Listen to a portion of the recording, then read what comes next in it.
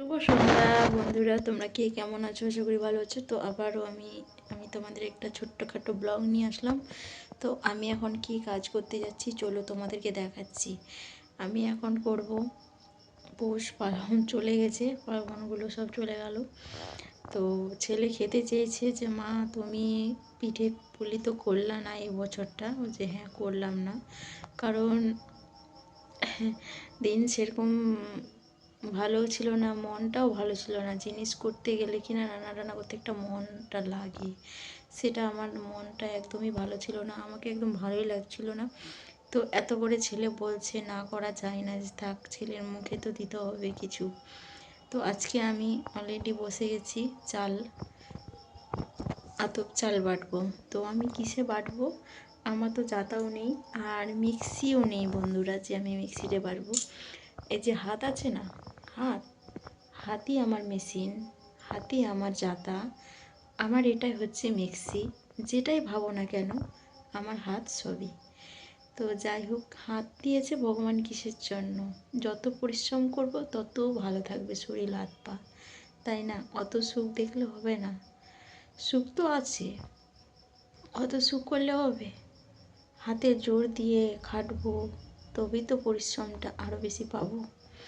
যদি হাতে না পরিশ্রম করি তাহলে কি আর ফল পেলাম, আর কি খাওয়ার না মজা পেলাম, তাই না বন্ধুরা? আমি কি ঠিক বললাম না ভুল বললাম? তোমরাই বলবে আমাকে কমেন্ট করে, ঠিক আছে? তো মিক্সিও নয়, আর আমার বাড়িতে জাতাও নেই, আর আমার বড় কর্তা মশাইকে আমি পাঠাইও নি যে তুমি মিল থেকে আতপ চাল গুঁড়ো করে নিয়ে এসো। বাড়িতে হাত আছে, পা আছে, মুখ আছে, ভগবান দিয়েছে কিসের জন্য? তার জন্য আমি পাঠাইনি। তো চলো আমি কিসে বাটছি তো তোমাদেরকে দেখাচ্ছি, চলো। এই যে বন্ধুরা, এটাকে আমি সকালবেলা জল দিয়ে ধুয়ে রেখেছিলাম। তোমরা দেখতে পাচ্ছ আমার কিন্তু ক্যামেরাম্যান ধরার মতন কেউ নেই, আমি যা করি নিজে থেকেই করি। তো তাই তোমাদেরকে হয়তো স্পষ্টভাবে দেখাতে পারছি না, তার জন্য আমি অনেক দুঃখিত। তো দেখো বন্ধুরা,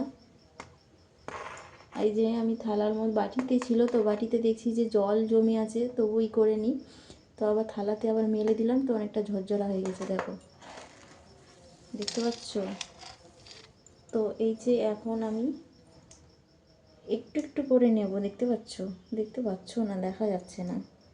তো এই যে এখানে দেব, আর এটাকে আমি পরিষ্কার পরিচ্ছন্ন করে ধুয়ে টুয়ে রেখেছিলাম, মেজে টেজে ভালো করে খোসা দিয়ে। তো এখন এটা দিয়ে, আর দেখতে পাচ্ছ আমার চারদিকে এই করানো আছে যেন বাটবো, তো এটা পরে আসলে দেখা যাচ্ছে না, দেখা যাচ্ছে না বন্ধুরা।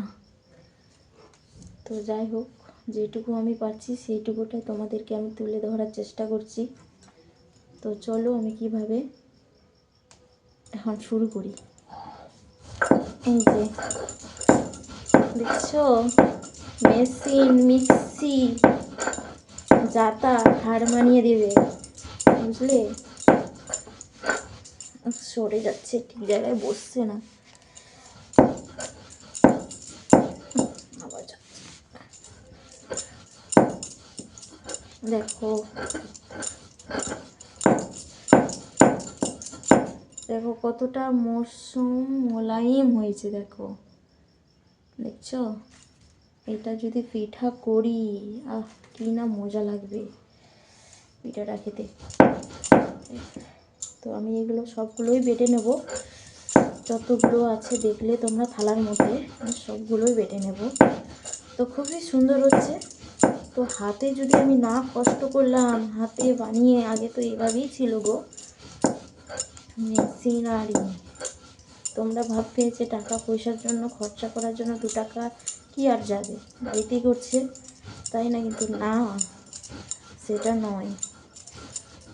এরকম বেটেটা খাওয়াটা আলাদাই মজা, বুঝলে বন্ধুরা? যারা জানে তারাই বোঝে কতটা মজা।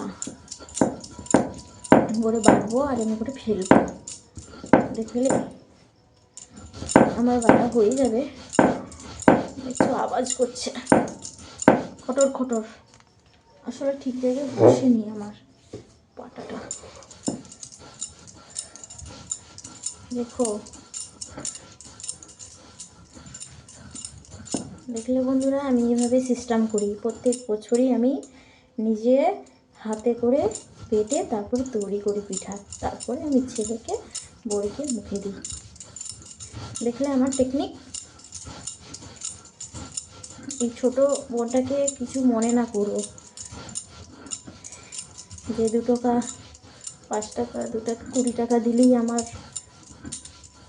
40 টাকা দিলে আমার মিলে ভাঙিয়ে নিয়ে আসলেই তো হয়ে যায়, তাই না? কষ্ট করে তো কোনো লাভ নেই, তাই না? তোমরা তো এটাই ভাবে, কিন্তু না বন্ধুরা, এটা হাতে বেটে আলাদাই মজা, বুঝলে? তো বন্ধুরা, আমি ভিডিও করে করে করে আমার প্র্যাকটিস হয়ে গেছে। এই যে তো আমি পুরোটা, এই যে এখনও আছে, তোমাদের কিছু জাস্ট দেখাচ্ছি আমি। তো পুরোটা আমি বেটে নিচ্ছি, তারপরে তোমাদেরকে পুরোটা হয়ে গিয়ে আমি দেখাচ্ছি। একদম আমার কমপ্লিট হয়ে গেল বন্ধুরা। দেখো, এটা হবে কী জন্য বলছে, দুধ পিঠা হবে, আর এটা হবে, এটা আলাদা করে খুবই সরু করে মিহি করে একদম বেটেছি। এটা হবে পাটিসাপটা করব, আর এটা তো বললামই, এটা হবে দুধ পিঠা করবো, আর এটা পাটিসাপটা করব, তাই আলাদাভাবে ভাগ করে রেখেছি। তো আজকে এইটুকুই ব্লগ দিলাম তোমাদের, আবার কালকে নেক্সট ভিডিও নিয়ে আসবো। তো আজকের মতো টাটা। কেমন লাগলো আমার হাতের মেশিন যন্ত্র? দেখো, হাত থাকতে আবার যাব,